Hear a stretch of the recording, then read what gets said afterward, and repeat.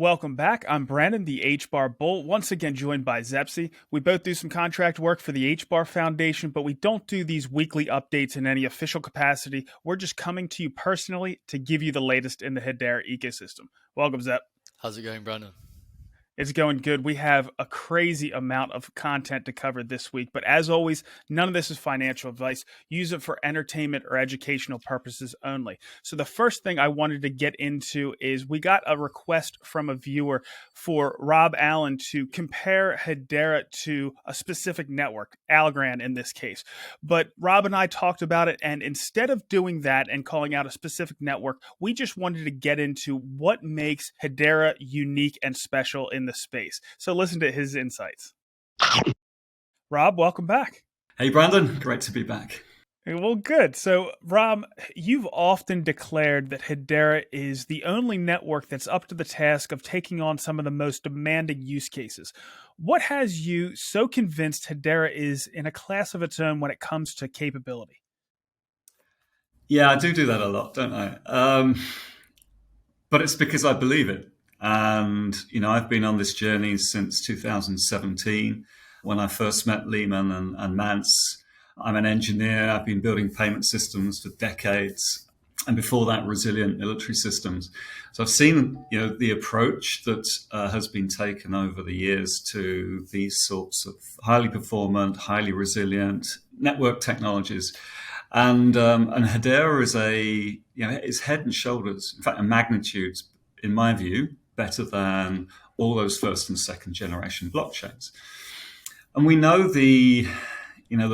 because you hear it all the time, Hedera is about speed and throughput. It's about ABFT security. It's about fair ordering. It's about sustainability. But it would be good to unpack some of that because we're 3-4 years into having a public network. We hear about real world examples of using these base services, these base properties all the time. So I thought it'd be really cool today just to kind of riff on some of those and why it's better. Because if we look at other blockchains, and I'm not going to name any, Hedera has never been about, my chain's a better color than your chain, because we believe and have always believed that results will determine the difference, and people can judge that for themselves.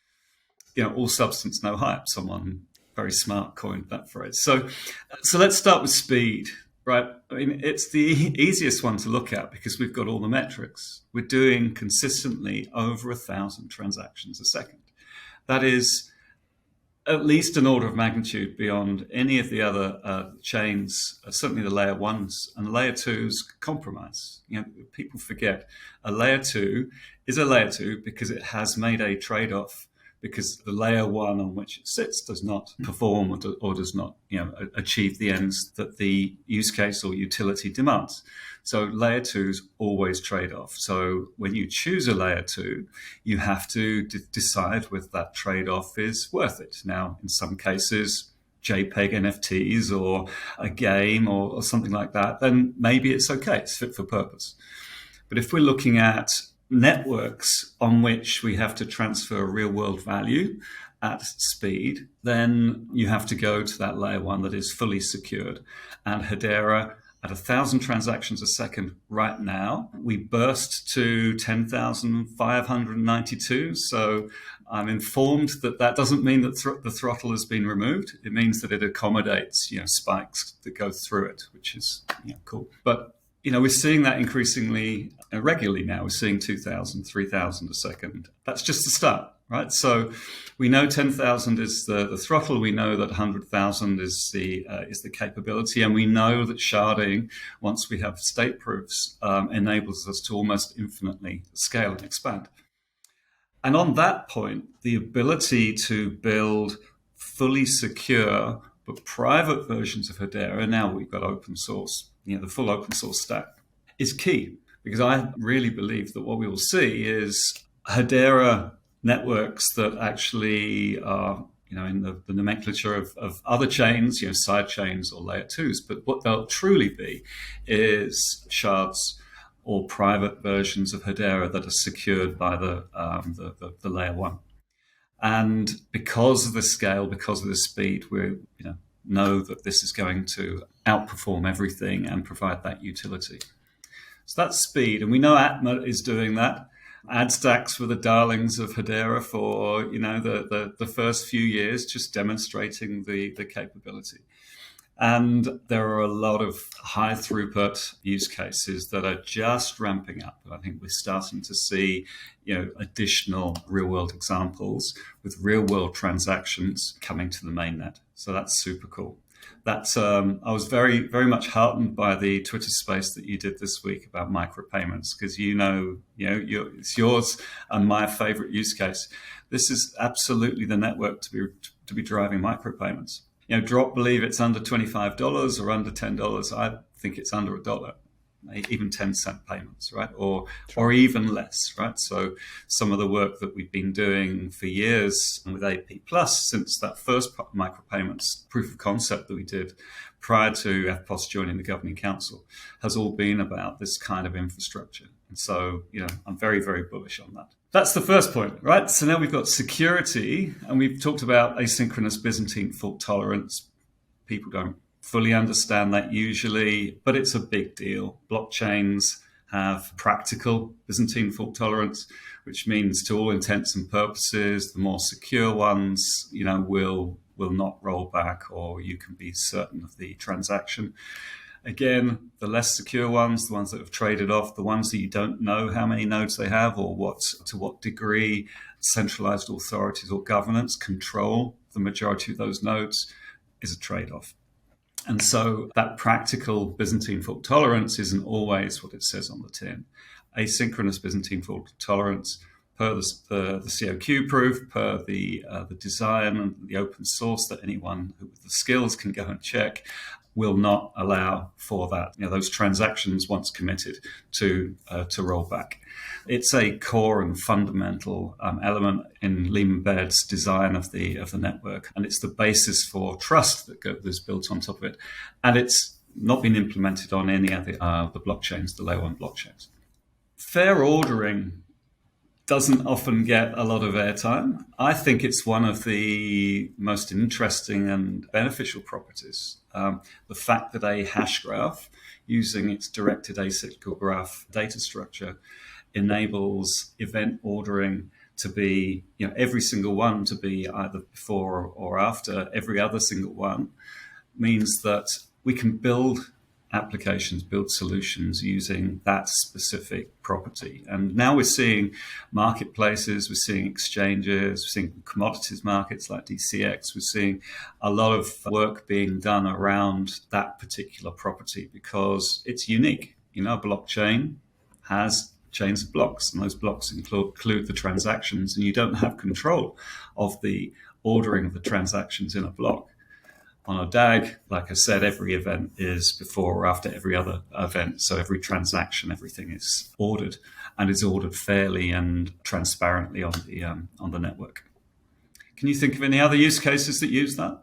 I mean, there's the need for it. I mean, with transactions in TradFi, the need to have those timestamps is really important. And we should probably kind of explain how that happens. I think it's once you have a majority of the nodes reach consensus, they take the median timestamp of all the nodes, which of course are all synced to atomic clocks, and that's what gives the transaction its timestamp, correct? Yes, so that you haven't got validators determining the order, which is an attack vector. The network achieves consensus for the transactions that have been sent to it, and as you say, once timestamped, once consensus is reached on that particular transaction, then it's immutable. Very, very powerful property. So, and the reason why I've come to trust Hedera, it's a little bit different. I'm not a computer scientist. I'm not a technologist. Initially, it was because Leemon came out and said, what Hashgraph does is it hits the limits of what's possible with a DLT on the internet. And at first, then I was like, well, can I trust this man? Can I trust what he says? Since I'm not an expert in the field, I have to figure out if I can trust. And over the years, I've learned that when Leemon says something, he means it. And over again, he's made promises or made comments or things like that, and they always come to fruition, or they always end up being true. So that when he says that it hits the limits of what's possible with one of these DLT networks. It's absolutely true. And if you are hitting the limits, then there's no place to go further than that. So I don't really have to be concerned about the next network. I also like how they don't, even though they claim these things, that we have this tremendous throughput, you have finality, you don't necessarily have to trust them. So in the case of security, ABFT security, they did that COQ proof at Carnegie Mellon. In the case of, the most efficient network on earth, it was University College London who said that. It wasn't Hedera that said that. And then you had another study that was done, I believe, by the University of Singapore with some other universities that came to the same conclusion. And then it's very easy, as you mentioned, we can just look at what the metrics are doing from time to time. Time to finality. We can just look on Metrica and see where it is. We can look on Metrica and see how many transactions we're processing and so forth. So that's kind of how I've gotten to the conclusion. There may be other fantastic technologies, other DLTs that may come out. But if, again, we're hitting the limits of what's possible, it's then difficult, even if you do have a fantastic technology that can meet Hedera's capabilities, you have to launch this thing. And we've seen how hard it is to bring a DLT to market, not to mention the governance, putting together the governance, which of course Mance, one of the co-founders of Hedera, often says that he thinks the governance is just as important as the tech. So those are all go ahead. No, it really is. That is the key innovation from an enterprise perspective. I hear time and time again, the credibility of the network is drawn from the governance model. Mance drew that from, took inspiration from the book One from Many by D. Hock, which is about the creation of the Visa network back in the 60s. And that resonates. The governance model, the governing council, the transparency around what they're discussing, the sharing of notes. I've been on that side of the fence. I know it to be true. And the way in which that governing council has grown. And, my current role is to activate, as many of those governing councils with as many use cases as possible. And they're all trying. They're all seeking ways to align this transition from Web 2 to Web 3 into their business strategies, because otherwise, it's a wasted time and effort, and enterprises don't like wasting time and effort. So governance is really a really key innovation. And, even I think the likes of Charles Hoskinson from Cardano have said he wishes he had a governance model like that. The ability to attract enterprise shouldn't be underestimated. The adoption of this network, it's a next generation internet. It's a base layer that this transition, we can't jump straight to Web3. If you're a Web3 startup, if you're a crypto native, if you're a degen, it's fine, right? You can go and build it, and that's what it's there for. But we live in a world that has enterprise and commerce and corporates who are slower moving, but the more progressive of them still want to transition and recognize the benefits of a next generation internet that's going to be here for 100 years. I mean, that one phrase that was said so many years ago, this is a 100-year network, it's enterprise grade network, is, well, prescient or just genius, but it is the thing which we are able to hang our hats on, because that's what we need to see, what we need to hear, and it actually sets the tone for the development of the network. We're not rushing to succeed. We're not pumping and dumping the coin. We're not trying to make $1 million and then kind of head for the hills. This is a slow, orderly, grown-up approach to building a next-generation 100-year network. And so all the behaviors for all the affiliates in the ecosystem, not just the governing council with Hedera, but Swells Labs, the Hashgraph Association, the HBAR Foundation, all of the systems integration partners that are contributing to that kind of work within that tone, within that cadence. And it's very refreshing indeed. I've also found that, with that governance, they've actually exercised it in a good way. They make good business decisions. Now, this is almost pre-governing council, but to have the fees paid in HBAR, but mark to market in US dollars. That was brilliant. And then the ability to have these additional services come to market, Hedera consensus service, the token service, the HIP process. I know that as a founder in this space, building Twigital, that we're going to need dynamic NFTs. They're already working on that. Now, it's not exactly what we need. We want to be able to add additional files, but keep most of the things immutable. We'll figure out ways to do that. But I know that Hedera is going to be able to fit our needs when we need it.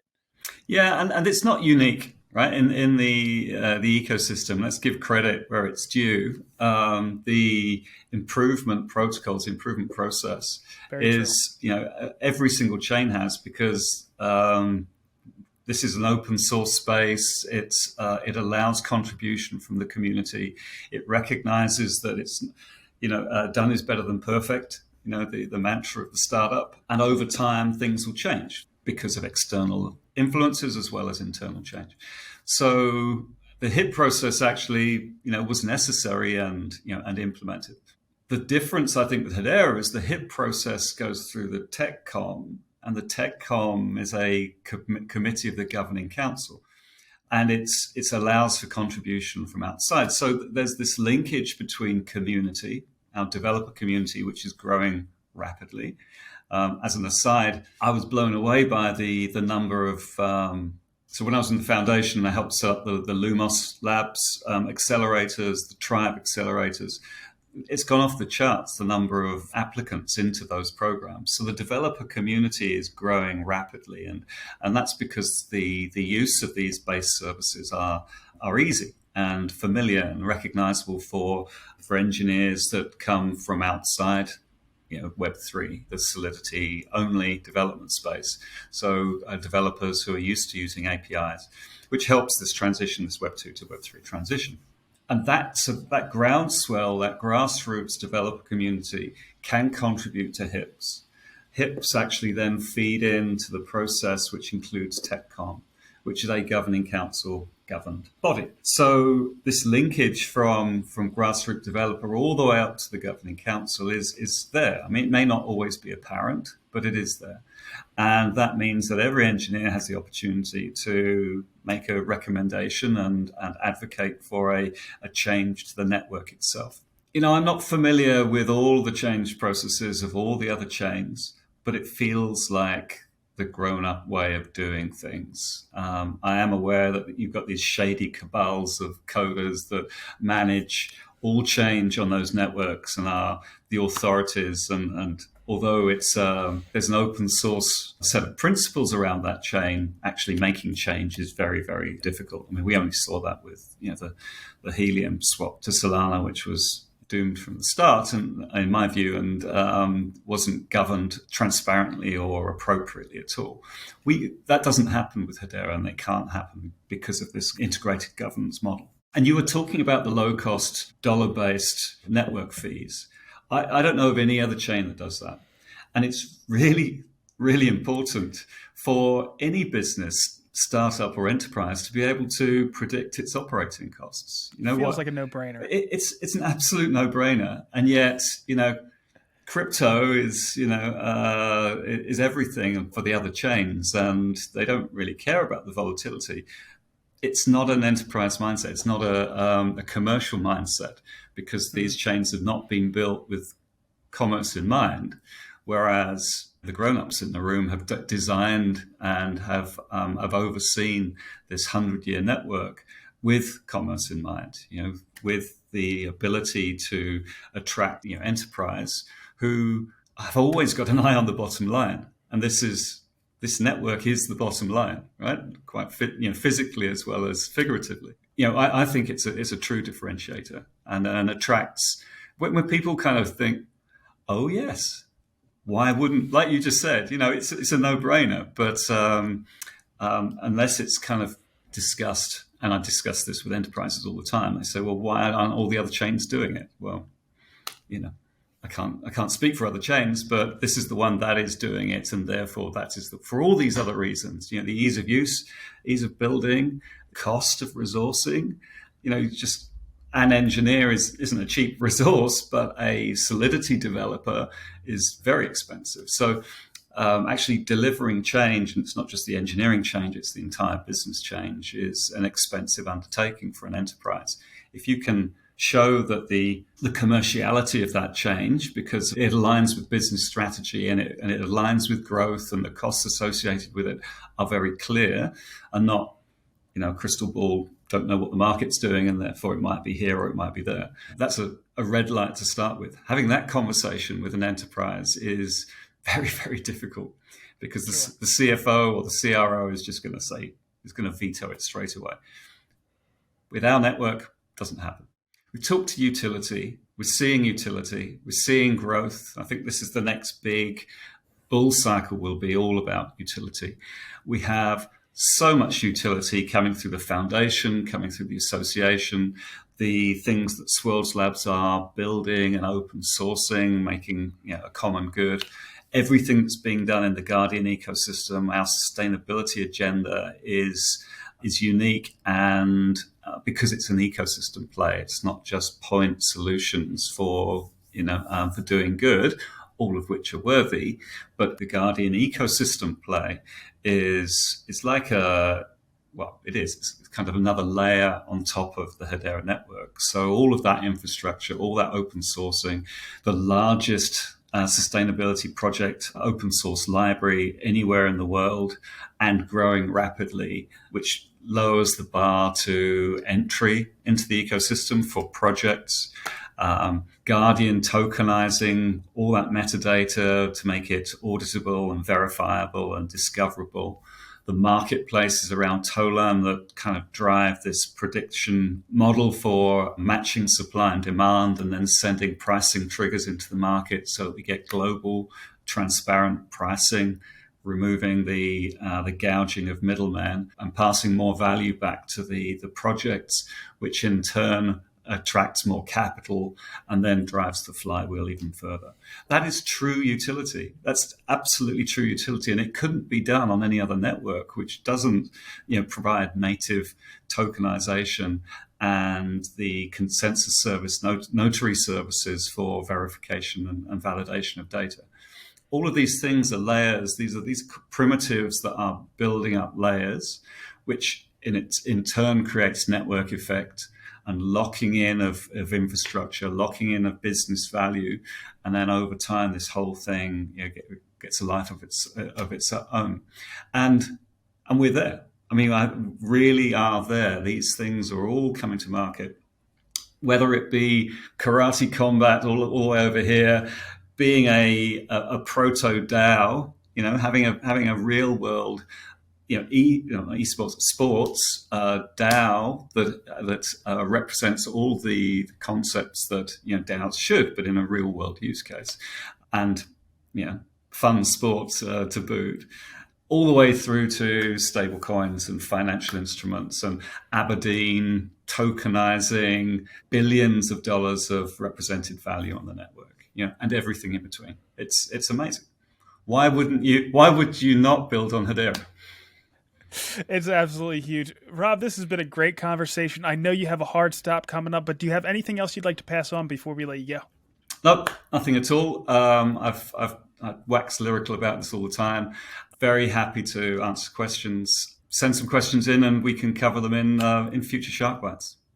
Yeah, drop them down there in the comments. Rob, thank you so much again for swinging by, and we'll see you next week. Thanks, Brandon. Take care, man. So yeah, of course, as Rob just reiterated there, Hedera's technology, the Hashgraph consensus is in a league of its own, and then compounded with the governing council, it's obviously a very fertile ground for all sorts of use cases and adoption. And so I think that sort of leads us nicely into the fact that this last week we saw that Hedera came out saying that they've contributed to the World Economic Forum reimagining digital identity sort of white paper or research paper. Of course, the WEF is considered with opposing views within this industry, but I don't think that you can disregard how telling it is that Hedera's technology, Hedera's council, has been seen as one of the sort of leading role models in the landscape to contribute to that report. And of course, like we said, that's because of the Hashgraph, that's because of the council, and just the way that Hedera goes about things. So great to see that, and I'm looking forward to learning more about that in the future.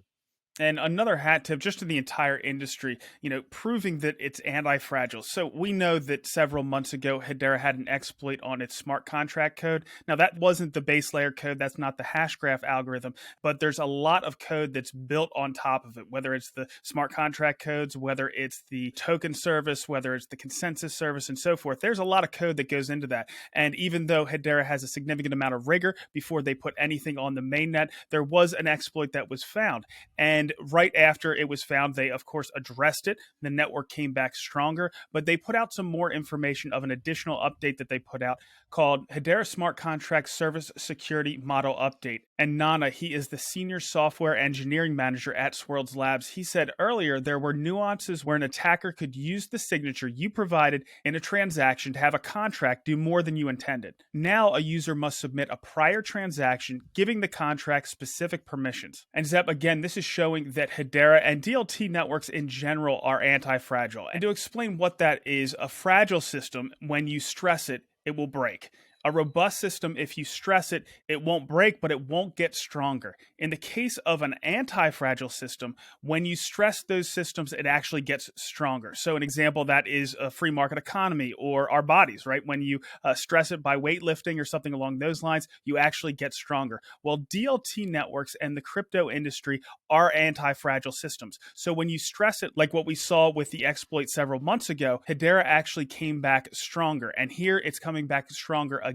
So I like how that compares to, say, the banking system, which, of course, bank runs, even though we've had that happen over and over again, that same exploit, that same fragility is still there. And it's actually gotten worse. So back in 1906, there was a banking crisis. And to slow that process down, JP Morgan told his bank tellers to count all the money twice and to count it slowly. That slowed it down, and they were actually able to get ahead of that. And here we are over 100 years later, and we're still susceptible to the same vulnerabilities. And not only that, but it's actually gotten worse because now that we can withdraw our money or move our money around just with a few clicks and swipes on our phone, those bank runs can go much faster. And even though they papered over it with the FDIC insurance, you can tell that to the equity holders of those banks. They know that those systems are fairly fragile. And each time the crypto industry gets stressed, we will come back stronger. But there are certainly headwinds, and we're seeing that in the regulatory space. So I got a hold of an expert,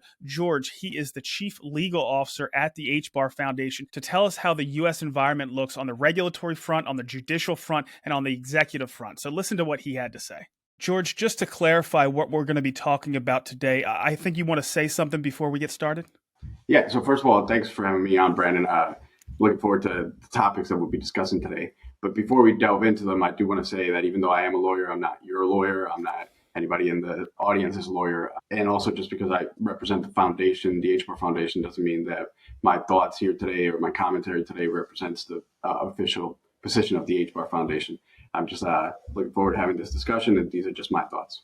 All right, understood. So, George, we know that there are some hostile positions in the U.S. government on crypto and DLT, but it's not the opinion of all in the government. Can you give us an overview of where we stand as an industry in the eyes of the various governmental institutions?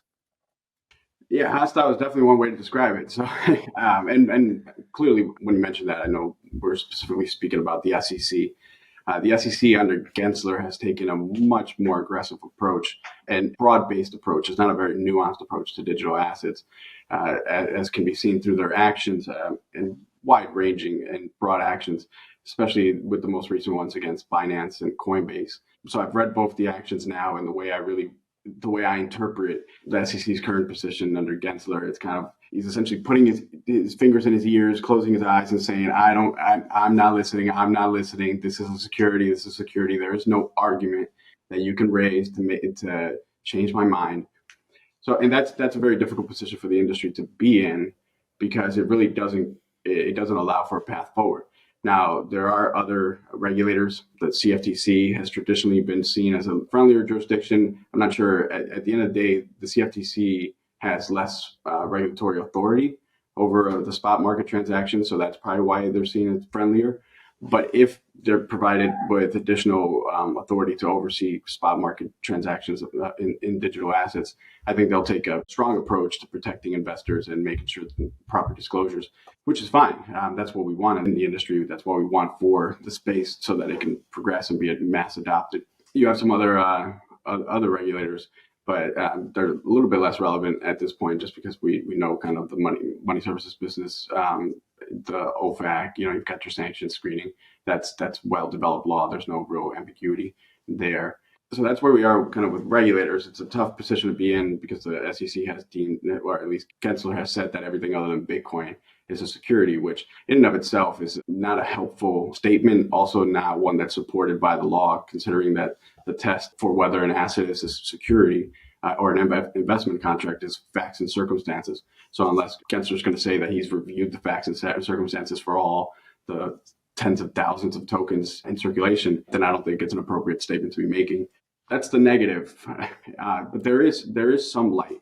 There is some light that's come about by this new bill that's been introduced by the House Agriculture Committee and the chair of the House Financial Services Committee. The Ag Committee regulates the CFTC. Financial Services Committee regulates the SEC. So the fact that they've introduced it together is meaningful. It's the digital asset market structure. And it's in discussion. It's a discussion draft at this point, but it's a well-developed, well-thought-out first draft, which tends to indicate that there is hope or intent for this to pass and to really be taken seriously. There's been plenty of hearings now on it. There was one yesterday. I'm still working my way through it, but it does seem like it has some legs. I am generally optimistic about it. The framework as initially set out in this bill provides clarity and a path for digital assets to exist in the U.S. while also providing the investor protection and just user protection that we'd like to see. And what about, we have a few high-profile cases that are going on right now. What is the position of the judiciary been to this point? Yeah, that's a good question. There are some, in particular, the Ripple case, I think, is the one that's furthest along. So, the SEC has brought it, I think, something around like 140 cases in crypto, and they've won them all. So the position of the judiciary generally has been that the SEC is as the main regulator that's tasked with regulating the securities markets. They know what they're doing. So when they claim something as a security, they give some deference to it. That's in question now with this introduction of the major questions doctrine. So prior to the major questions doctrine being brought up, there was what's known as Chevron deference. Essentially, Chevron deference says, like, look, we are courts. Regulators are tasked with regulating specific areas. So they're the subject matter experts. When a subject matter expert via a regulator presents something to us within their ambit, we're going to give them deference, right? Because this is what they do. The major questions doctrine that's now making its way through the courts is actually now at the Supreme Court. They're questioning Chevron itself, whether that deference should continue to be applied, specifically in areas where you have major questions. It came up once whether the EPA can regulate the emissions of power plants, right? So, and the major questions doctrine says essentially, well, that seems like an expanse of the EPA's role, and unless Congress specifically stated that that's what they wanted, it's a major question that needs to be addressed by Congress. So there is some hope there that because, if you've seen any of these hearings that include the CFTC or the SEC, they both think they should be regulating the industry. There's, with no doubt, questions with regard to which regulator should lead. So I think there is a major question here that has to be answered by Congress. Now, with the Ripple litigation, bringing that back, there was a nice announcement yesterday where we finally got to see Hinman's famous emails around the sufficiently decentralized speech that he gave, the infamous speech now, where essentially he said that Ether, even though it was issued as a security initially, has now become sufficiently decentralized such that it's no longer a security. The reason Ripple is using or thinks that those are very important emails is because they're showcasing the draft of the comments to the initial draft of the presentation to show that some of the comments say something to the effect of, we're not sure if this is actually going to provide more clarity or confuse the market even more. Therefore, because Hinman went forward with it, it shows, hey, look, Ripple was not on notice that they were violating the laws because the SEC doesn't know, was confused itself. So there is hope there. I think that case, I have hope that Ripple could win that case. Okay, understood. So, what are some of the paths we could see to a final state of clear legislation and regulation in America? I think if we get a win in the Ripple case, that would definitely take a little bit of the wind out from the SEC sails and set them back. In particular, if the decision clarifies the position of whether or not secondary transaction sales by non-issuers or affiliates of the issuers are securities transactions themselves. Said differently, and if Ripple wins and the decision clarifies whether, going back to Howie, whether the subsequent sales of oranges by non-orange growers constitute securities transactions or not. Clearly, I think that they shouldn't, but that is yet to be kind of seen by the courts or held by the courts. If that happens, then I think that sets the SEC back or like puts them kind of rightfully in their place. And that allows the industry to survive, right? Because I think that is the appropriate framework where if you're issuing something to raise funds, if you're issuing a digital asset to raise funds to build out a protocol or build out a use case, that's an investment. That should be regulated. But if you're just purchasing a digital asset, you have no relation to the initial issuer. The issuer hasn't promised you anything, and you don't have an agreement with them. You're just out in the market purchasing this digital asset for consumptive use or for whatever purpose. That should not be regulated as a security transaction, right? Just like if I go buy an orange, I'm not buying a security. So that would be great. That would definitely be a big step forward. The other path is with this digital asset market structure bill. It's fairly comprehensive. It doesn't go as far as some other jurisdictions have, like with MiCA, where they created an entire new regulatory regime specifically for digital assets. Rather, this bill tries to fit or modify some of the existing regulations to allow digital assets to essentially live. So, as far as the chances of that getting through Congress, where do we stand right now? It's a good question. I'm hopeful that it can actually get through, well, the House, right? So I think it'll get out of the House. And the reason that I'm hopeful there was a bill that passed the House last week with overwhelming bipartisan support, but I haven't seen it too much in the news, but it's actually a bill that changes the accredited investor requirements from finance related kind of tests where it's like you have to make X amount of money or have X amount of money in the bank to a test. It's a knowledge based test, right? So ideally what the goal is to expand those who fall within the definition of accredited investors and can get access to lucrative investments that only accredited investors are allowed to get now. Now that passed 383 to 18, so only 18 days. The reason that that's relevant here is because Gensler right now has a rule proposal trying to make it harder to become an accredited investor. So I'm not sure that he has the backing for that based on, at least not in the House. Once you get out of the House and into the Senate, that's out of my bailiwick. You're definitely going to have Elizabeth Warren, kicking and screaming, and then some others. But I hope you can muster enough support. But then you'll have to get through Biden. Given Biden's at least the White House publications on digital assets, it does not seem like he'll take a friendly view of this.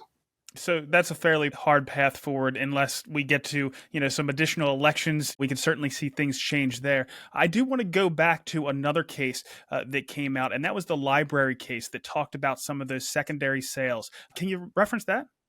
Yeah, so that's an interesting point. So the library case kind of was adjudicated, but then there was a subsequent hearing with regard to one of the amicus filers, during which one of the amicus filers raised the question about whether the ruling itself should be applied to secondary market transactions. And the court said, no, it should not. It was narrow. The court didn't say one way or another whether secondary market transactions constitute securities offerings, but the court, the library ruling was viewed by the industry as very negative, right? So based on the facts, there was some hope that this would have been the one token issuance, at least before the courts, that had a chance of winning. So when library lost in summary judgment, it was a big setback. But then the good thing is that it left open the question of, well, how are secondary market transactions treated or will be treated or viewed by the law? So that's still an open question. We hope that the Ripple court will give some clarity onto. Okay, so it didn't set any precedent, but it left that open. It specifically left it open, right, which is good. We'll take no precedent over bad precedent. All right. So out of these paths we discussed, what path do you think we take and how long will that process take? Yeah, so I think the first one that I would expect to come out would be the Ripple decision. So that, we've been waiting now for quite some time on the summary judgment decision. So expectations were that we would get it by now, by the end of Q2. But these things judges can sit on these motions for a while. I've experienced that myself, especially in a heated area that we're in, right? There's a lot of weight behind the decision. So I'm not mad at the weight, but that would be the first path forward, then which I expect to happen, I guess, this year. If we go into 2024 without a decision in the Ripple case, that would be a very, very long time. Then this bill that's passing through now, the digital asset market structure bill, I think has legs. It's pretty far along, seems to have the right support by the right committees, but getting any legislation all the way through to become law, especially with a divided Congress, is difficult, if almost not impossible. But the guarantee is that it will take a very long time. Even if it does become law, the implementation will take time. I'm thinking years there.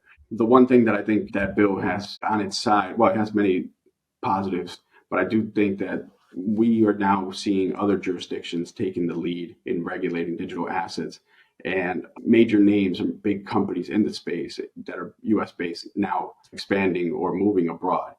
So before, this was theoretical. It was like, we're going to leave the US. Well, it's happening. And the more it happens, the more it's going to become top of mind for a lot of congressmen, because once you start losing jobs, once money starts leaving the US, it becomes real. And at that point, they're incentivized to push through or to at least focus on this legislation. Well, George, thank you so much for swinging by today and giving us your insights, and I hope things work in our favor. All right. Really appreciate the time, Brandon. Yeah, so it's great to hear, George's perspective there. And, whilst the sort of regulatory landscape in the US is unclear, it's good to know that other regions are sort of, pushing forward innovative legislation that will help drive this innovation rather than retract from it.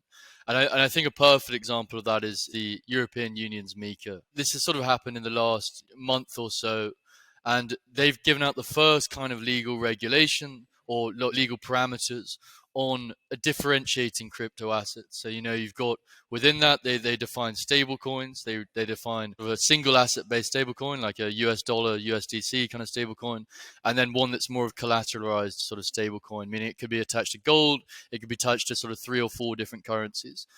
But alongside that, alongside that stablecoin legislation, they also put out their outline for what is a utility coin or a utility crypto. And within that is they basically summarize what a crypto like HBAR is in their view, which is a fuel for the network of a distributed ledger technology system. So, HBAR on Hedera, every transaction is paid for using HBAR. And in that sense, it's sort of fuel. It's absolutely prerequisite for the network to exist. And of course, we've never had an asset like that before. It's a digital innovation. It's something that's only become out recently. And the EU is understanding that and legislating around that. I would like to think that will act as a sort of white paper or blueprint for following nations or following regions or continents, whatever it might be. But it's great to know that not everyone is as unclear and that there is positive, innovative legislation being driven. Yeah, the U.S. regulators need to take some notes from what we're seeing come out of the EU.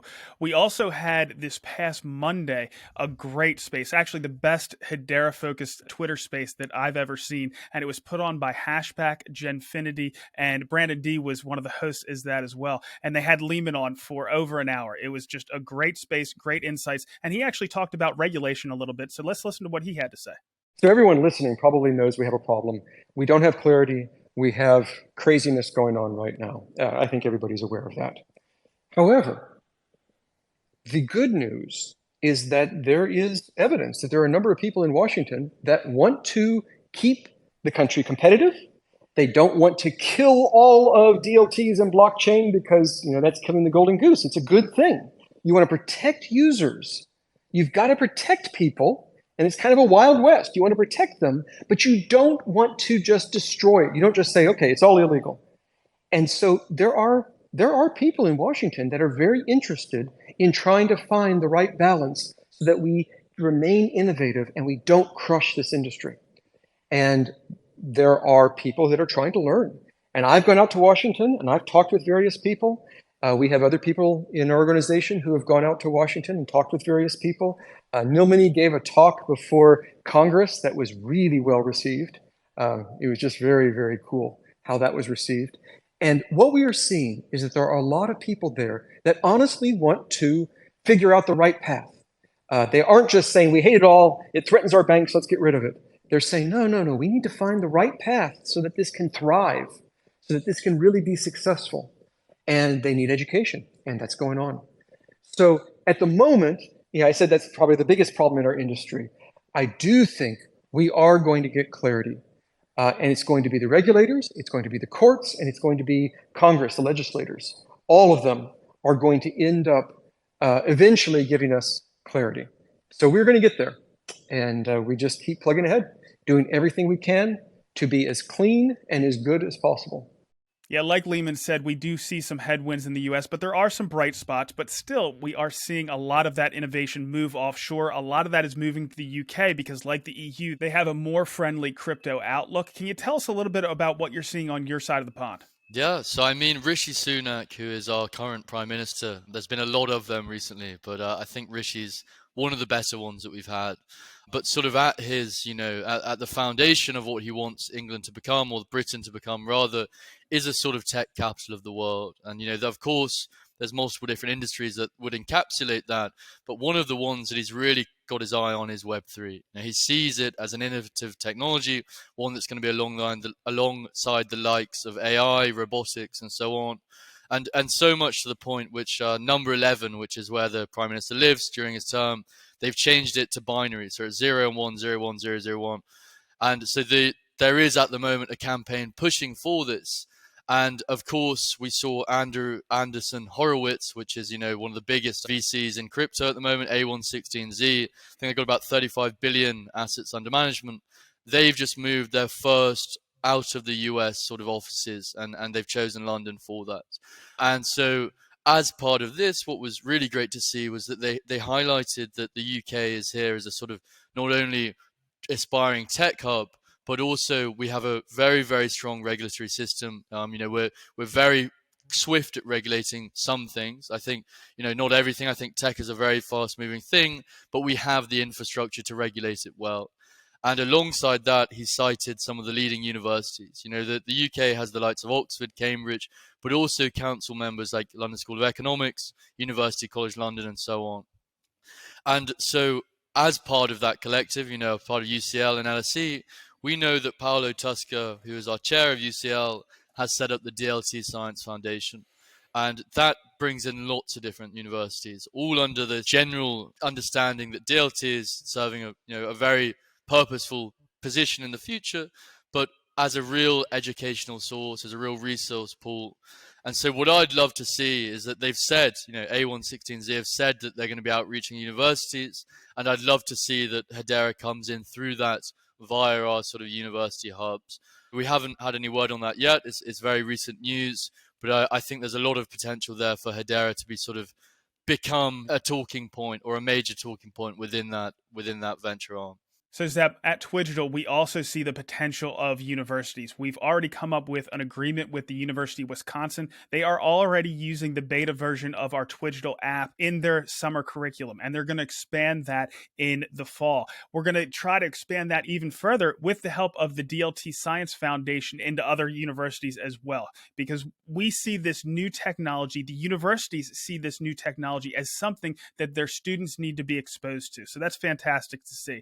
All right. Going back to that Genfinity Hashpack space that we saw Monday, I wanted to get into what Leemon said about DeRec. That's decentralized recovery. He said there are two things that are really huge headwinds for our industry right now. One of them is the regulatory gray environment we are in the United States. And the other thing is like ease of use. People aren't used to, if you lose your keys, you've lost your assets forever. They're used to being able to recover things no matter what really happens. And he had some great insights in that space. So listen to what he had to say. Without a question, in my mind, the biggest problem our industry has, is probably regulatory clarity. The second biggest problem that our industry has is trying to reach out to ordinary people who are not, crypto savvy and don't understand all this DLT stuff, and make it easy for them to use. And the easiest way to make it is if it's textually invisible to them. But the problem is you have a safety net in every area of your life except in DLTs. So if you lose your password to your bank, you can always go into the bank and you'll somehow be able to get it back. Worst case, you could go to the courts and they could force the bank to give it back. But if you lose your keys to your account, you're out of luck. You have lost your resources. No court can help you. There's no bank you can go in and show them your passport and they can help you. You are just out of luck. And this is a new concept. In every other area of life, there's always a recovery. If you lose the keys to your car, there's someone who can come open the door for you or can make new keys for you. If you lose the keys to your house, you can put a brick through the window and get in. You can always recover somehow. But with DLTs, they're so fast, they're so efficient, they're so eliminating the middleman that they gave you great power. But with power comes danger, that you could lose everything. And so what are your choices? Well, you can give it all to a custody provider, someone you trust, like FTX. Give them all your money. You can trust them. Okay, and then that's a problem. Or you can keep it yourself, and then maybe you put your words into a bank vault, a safe deposit box. And maybe you would try to, I've heard of people physically cutting their list of words into pieces and giving them to different places, which is a horrible way to do it, because each of those pieces still has information. But you can do these sorts of things. What you really want, though, is for it to be invisible. I want to just have helpers. I want to go to my friend and say, I want you to be my helper. Our phones connect to each other, and now we're helpers for each other. And then just all of my secrets, if I get 10 helpers, every time I have a new secret, 1/10 of it goes to each of them. And it's Shamir secret sharing, so it doesn't reveal any information. And then any 5 of my helpers can help me recover it. What's important, though, with DeRec is that my phone will be not calling them, but sending messages to them over the internet, invisibly, behind the scenes, once a day, saying, hey, do you still have that share of my secret? Can you prove to me you still have it? Are you still there? And you have this conversation with all the other devices. They're all talking to each other once a day. And if there is a device that doesn't answer enough days in a row, your phone will warn the user, hey, Joe is no longer answering. Maybe he's dropped off. Maybe he lost his phone. Maybe you need to go reconnect him as a helper. And if you go even more days and you still haven't brought Joe back online, then what your phone will do is it'll say, well, I had 10 helpers. I've lost Joe. So now I'm going to give my other 9 helpers 1/9 of the secret. I'll tell them all to throw away their 1/10 share, and we'll just leave Joe out.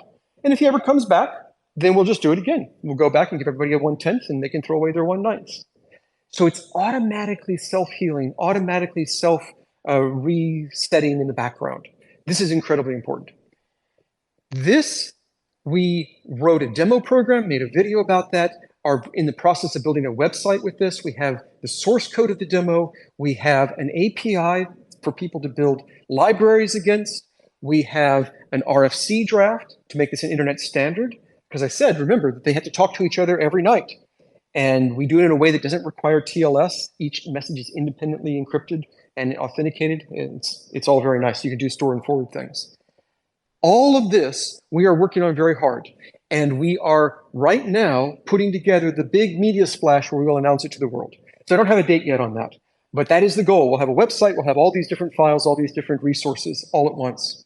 In addition, behind the scenes, we are talking to other companies and even other ledgers so that we can all do it together. This is not just a Hedera thing. This is something our entire industry desperately needs. And so it's not about getting a bigger piece of the pie. It's about making the pie grow. Right now, it's only the bleeding edge enthusiasts who use these things. And let's be honest, the typical wallet is not easy to use. A hardware wallet is even more not easy to use. Everything we do is confusing.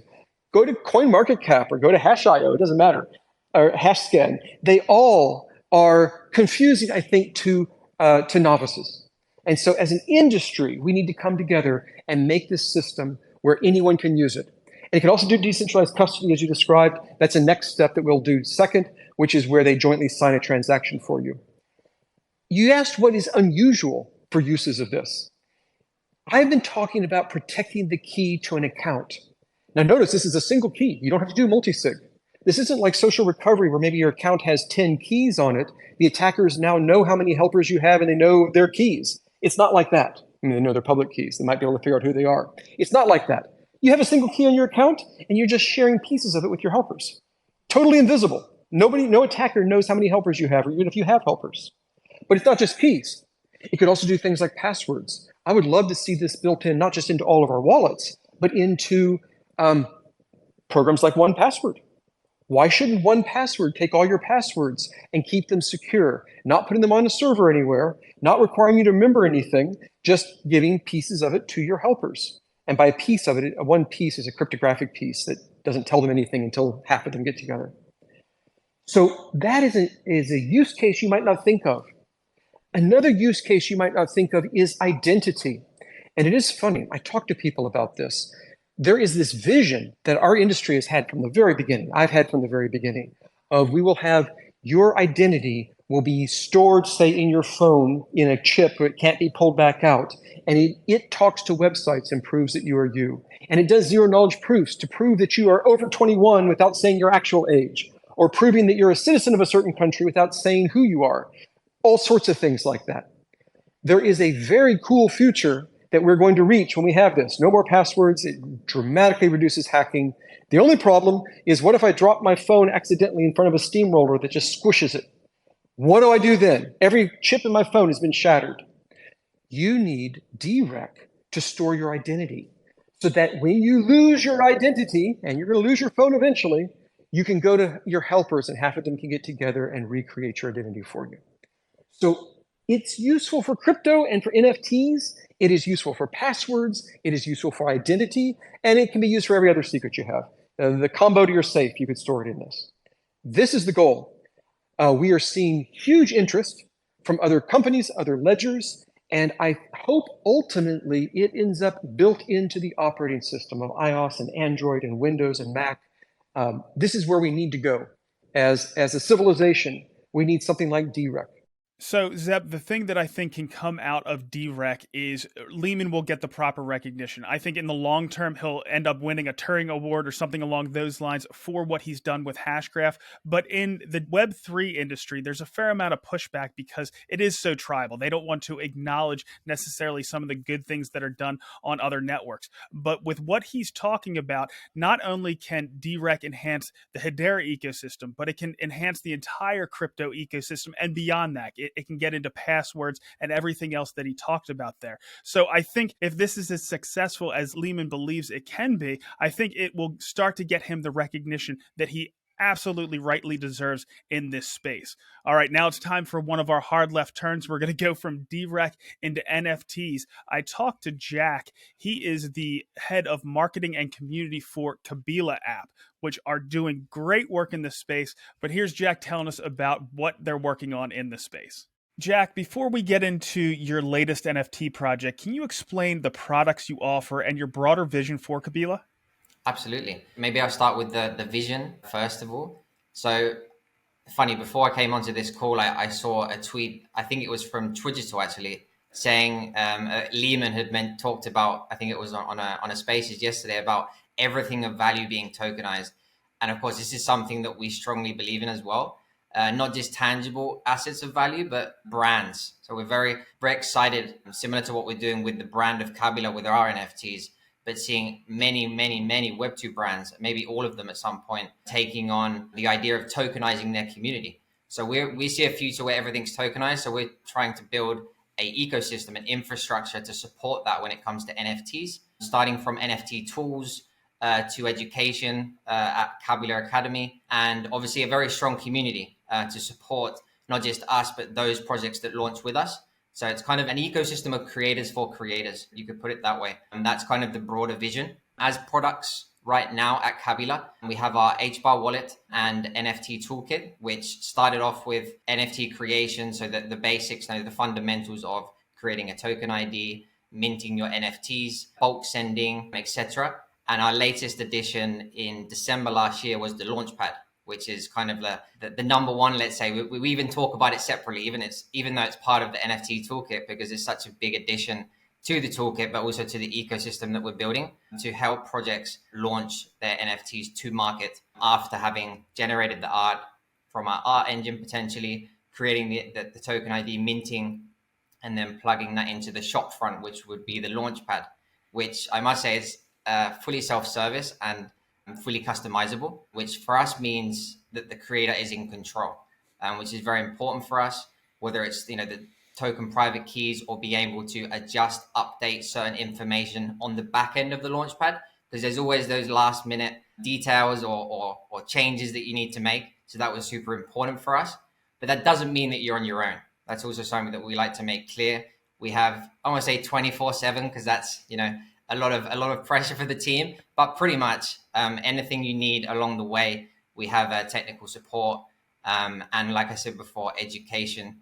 We have many tutorials on the different tools as well.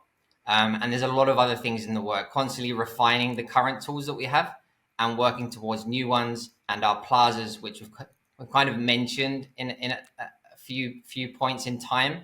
We haven't said much about them, but we're very, very, very excited to bring that ecosystem kind of full circle, not just having the tools and the education, but being able to communicate and token gate a social space for your community, those tokenized communities. So we're really trying to build that all-in-one solution, not just for the Web3 community, but for the broader Web2 market. We want to really make that onboarding process as seamless as possible for brands and companies that will be entering the space hopefully very soon. So you're giving the tools that are necessary for those NFT creators, but you're actually creators yourself. You have your own NFT, Siwas. Can you tell us about that launch in particular and what its goals are? Absolutely. Yeah, we're definitely creators at heart. I mean, if we take Manu, the founder or the co-founder of Kabila, before he launched Kabila, he was an NFT creator himself and launched a few of his own NFTs before going on the endeavor of building infrastructure for the ecosystem. That's Kabila today. So the Siwas, they minted last month, middle of May. There was a lot of excitement around the mint. We held actually a live space during the mint with the community. So that was a lot of fun. And I must say that the public mint sold out in 49 seconds live on that space. So it was a big moment for us. Like you said, we're not an NFT project, but to be offering an ecosystem to creators to build their NFTs and launch them, it's the least we can do is create our own NFTs and actually show, kind of, I guess, educate as well through this collection, the strategy behind it, building the collection, the art, because there's lots of different moving parts when launching a collection. And so we wanted to kind of not only expand our community, because that's one of the key reasons we did the Siwas, was to give, after launching the Gen Zero, which were only 300 pieces, 300 NFTs over the past nearly year now, we wanted to expand the community. And as I was saying before about brand NFTs, giving a piece of Kabila, of the brand, to the community, and in exchange leverage the community, because in Web3 is this very tight-knit dynamic between us and the community through our ambassador program. And we learn so much from the community, not just those that are using the tools, but those that spend time with us, give us feedback as we go on this journey, because we're carving out the unknown at the same time, right? Together with all the other builders in the space. So the community is so important. So the Siwas really represents community. Yeah, helping us on board, like we like to say, wanderers of the desert of Web2, and invite them into the oasis of Web3, specifically Hedera, and the technology that we have here. Well, good stuff. All right, so what does the near future hold for Kabila? So the near future for Kabila is quite exciting, actually, because up until now, it's been an all-in-one, which it will continue to be, but you will have found you will have found the wallet and all of the tools in one place. So in one website, one dApp, together with the launchpad. So from next month, we're going to be separating the wallet, the tools, the launchpad. So they'll be able to be accessed independently, separately, which will obviously boost the performance. And as we build them out even further, right now, if something happens to the launchpad, it impacts the whole system. Whereas if they're separate, we can deal with things separately. So it will make error fixing, let's say, a lot more efficient for the team, and the performance of each component will be a lot bigger. So that's an exciting part that's coming in the near future. We recently rebranded, so we're kind of doing that in part, But the biggest thing that we have in the works, I mentioned it earlier, is the plazas coming hopefully towards the end of this year. But you never know when you're developing technology. We haven't set a date. We won't be setting a date until it's close. But it's, without saying too much, because I'm not allowed to, it's a token gated social space that's really going to allow brands to communicate, govern, finance, and prosper with their community. So it's really going to be that bridge, using the NFT as the access or the key to that plaza. It will be that bridge between the holders and the brand itself. Our goal ultimately as well, I didn't mention this in the initial vision, to progressively decentralize Kabila through the NFTs and through the utility token that we'll be launching in 2024. Very much inspired by the governing council of Hedera. There will be, we're not sure in which shape or form it will take exactly, but we're already experimenting through the ambassador program and the inner core of the community of what governance looks like, how proposals are made. But we really want to aim for a decentralized ecosystem for creators on Hedera. That's the goal. Well, we're certainly looking forward to it. I'm going to ask you for one more thing. I'd like to cover more specific NFT projects on my show. What Hedera NFT project do you think we should cover next? So it's hard to pick one, right? Because not only do we have a lot of amazing projects building and launching with us, it's hard to pick one and not another. I have two in mind. You can do two. That's fine. Can I mention two? Sure. Yeah, because we've had two amazing projects, amazing communities that have launched with us over since the beginning of this year. One of them being the After Dark Social Club, coming from another chain, spending the time in the mud, really connecting with the community, and really building a community. As an NFT project, it's as we know, it's one of the most important components, right? And I really hat off to them for the work they're doing on a community level, and also their art and storytelling and everything that comes with it. So I'd love to mention those. And recently we had the Shroomies launch with us on the platform, but their partner Hashroom could be an interesting, and they kind of go hand in hand, but they are different projects. But it's going to be the first NFT lending platform on Hedera. So that could be an interesting one to explore. But yeah, great team as well, and really excited for what they're building. Yeah, I'll try to get in touch with both of them. Jack, thank you so much for coming on today, and good luck. Pleasure. Thanks very much. Thanks for having us. Great to hear from Jack there. I mean, the Kabila Labs team, they're one of those teams in the ecosystem that is heads down building, not only because there's revenue there, but because they love the ecosystem. They love Hedera, they love the community, they understand how the community works, and they really work shoulder to shoulder with it. And, that's reflected by their success in their sort of NFT pre-sales, but also the users on their platform, the tools they're developing, and the people using those tools. So yeah, great to have Jack on there. And I know that they're also working with Legends of the Past, which is another great project of ours, and they've currently got a sort of giveaway going on there. So definitely worth checking out between those two parties. Zep, I'm not sure if I told you, but I actually did talk to Basil just yesterday about what they have coming out next week. These are the kind of teams, Kabila and Legends of the Past, Earthlings, Hashpack. These are the teams that work together and enhance each other and really take our space to the next level. But listen to what Basil had to say. So, Basil, I've heard there's some pretty cool stuff coming out with Legends of the Past. Can you give us an update? Yeah, absolutely. So regarding the game development, with our new game designer on board, we are advancing very rapidly and making tons of headway on the project, on the game itself. We have refined all of the controls, very smooth, and engaging in battles with Clio against other legends. It now creates this sense of rush and euphoric rush that is very pleasant. You want to play again and again. And so now, with this improvement on the gameplay, the Heaven of Legends is now ready to open its door for its second time to welcome new jar bearers. People who will own an Infinity Jar. Our core NFT will provide gaming utility, but also VIP access in future sales in the Heaven of Legends. So future Heaven keys, discount, and while you'll be able to participate in the mint of Legends. So Clio will be the first one, and then future Legends. So becoming a member of Clio committee, if you want to participate in the events to elect representative and be eligible to receive our LOP token. And so, yeah, that's awesome. And so to do that, you need a Heaven key to participate in the Heaven of Legends private sale.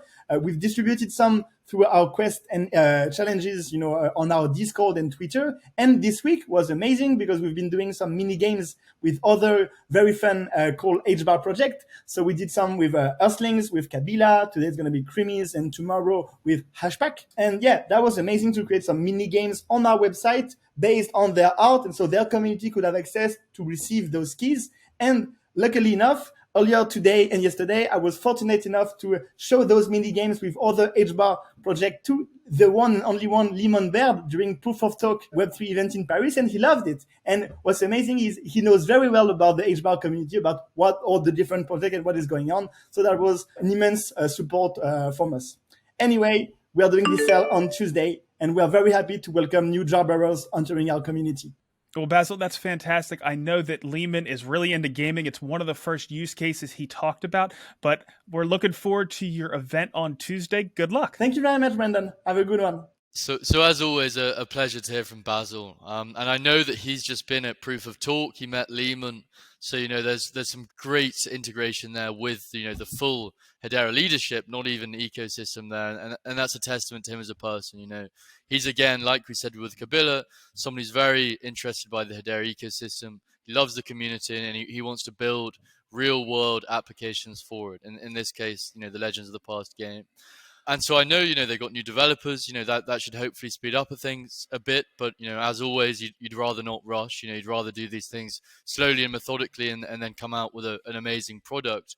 But on that note of developers, we actually saw this week that the Jogit partnership that was announced, I think, sort of 6 months ago or so, has now come to fruition with the foundation. What that means is that there's this new Hashgraph application studio, which is a sort of low-code / no-code developer solution for any developer, any beginner developer or any team to really leverage the power of the Hashgraph without having to have extensive knowledge in coding.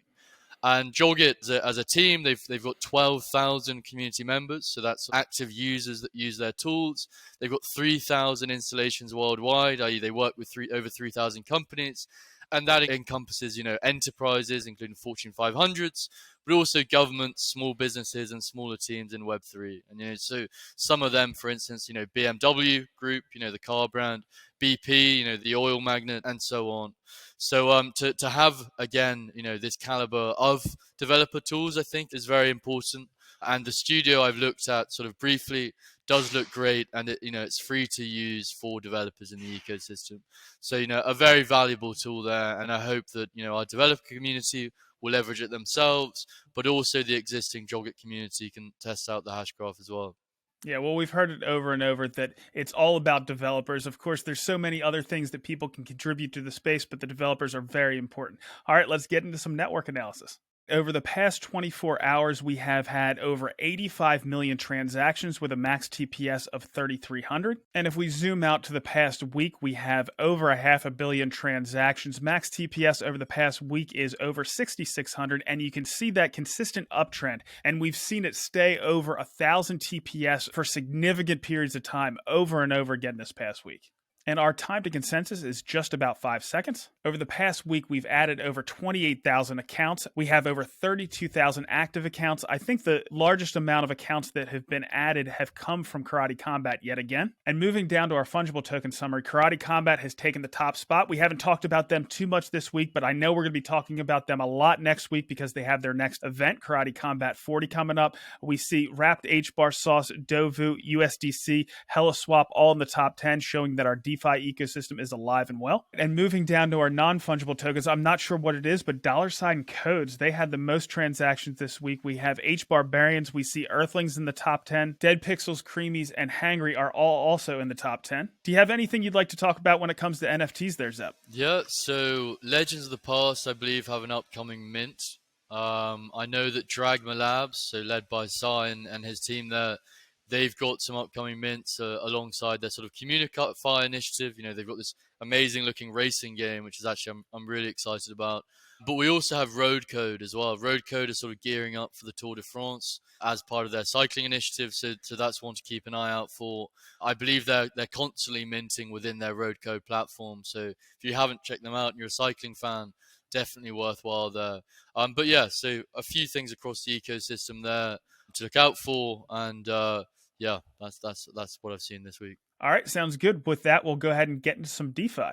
Taking a look at DeFi Llama, not including state or liquid staking, the total value locked on the Hedera network is just over $22 million. The drawback due to the drop in the overall crypto market. Saucer Swap TVL has dropped 7% to just about $15 million. Pangolin is off 10% to just about $5 million. And on a relative basis, HeliSwap has dropped the least, about 3.5% to $2.2 million. So they're appearing to take some market share from Pangolin. The farming rewards on some of Saucer Swap's popular trading pairs are 13% on HBAR HBAR-X, 27% on HBAR Sauce, and about the same on HBAR USDC, and 34% on HBAR Karate. Taking a look at the average rewards on Pangolin, HBAR HBAR-X is at 18%, 344% on HBAR PBAR, and 65% on HBAR USDC. You can see that after the reset about a month ago, my rewards are slowly creeping up as well. Moving on to the HBAR and crypto markets, crypto took a pretty big hit following the regulatory action last week, but we've had a late week rally following BlackRock stating they filed for a Bitcoin ETF and named Coinbase as the custodian. This allowed Bitcoin to be up about 5% on the day and flat on the week. Still, most of the altcoin market is down between 5 and 20% on the week, with HBAR on the better side of that range being down about 7% on the week, but up 5% on the day. At the time of recording, HBAR is sitting at about 4.4 cents. If we do bounce, I would expect resistance between 4.8 and 5 cents. And if we continue the downtrend, we may catch a bid at 4 cents with stronger support at about 3.6 cents. All right, Zeb, that's pretty much all I have. Is there anything else you'd like to pass on to the community? Yeah, I think it was great this week just to hear from those sort of thought leaders, like Rob, of course, from the enterprise DLT side of things, with his amazing background in sort of development. We've got, of course, Leemon, the genius behind Hedera, and then also George, who's a sort of legal mastermind in his own. And to hear them all, they've got a lot to weigh in on. There's a lot going on in the US at the moment, but I think the general consensus that we can get from them is that Hedera is robust. Hedera is here throughout the bull market, throughout whatever conditions. And we're here to achieve that end goal, which is sort of mass adoption of distributed ledger technology. And I think hearing from these people, we know that we've got a great team behind us. We've got great visionaries behind us. And we also have a steady growth of applications alongside that. So, of course, no better time than to hear from Leemon than now. But I think regardless of the sort of ongoing chaos, they're definitely... We know that we've got a robust team and we know where we're going. So I think there's some positive insights nonetheless. And we're going to continue to cover that right here. Next week, I'm going to be hosting a Twitter space on Wednesday, at 9 a.m. Eastern, covering the HBAR economy. I also have some really good interviews lined up. I have Quarter and Toko talking about the tokenization of real estate. We have Michael with Swirls Labs to tell us about his site Forum. And I think I'm going to get Max Walker-Williams on as well. That's pretty much all we have. We'll see you next week.